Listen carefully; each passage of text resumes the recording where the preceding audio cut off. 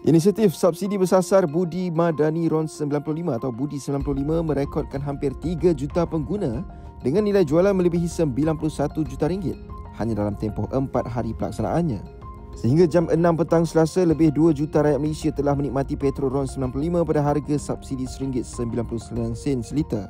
Kerajaan juga sedang merangka perluasan subsidi kepada pemilik bot enjin sangkut di Sabah dan Sarawak.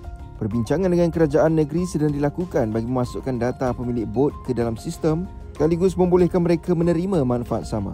Selain itu, kelonggaran turut diberikan kepada pemandu yang lesen memandunya tamat tempoh kurang 3 tahun. Mereka tetap layak menerima subsidi dengan syarat lesen diperbaharui. Ready to take your golf game to the next level?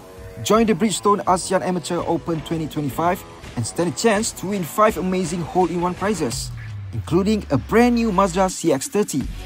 Don't miss out. Register now at bridgestoneaseanamateur.com.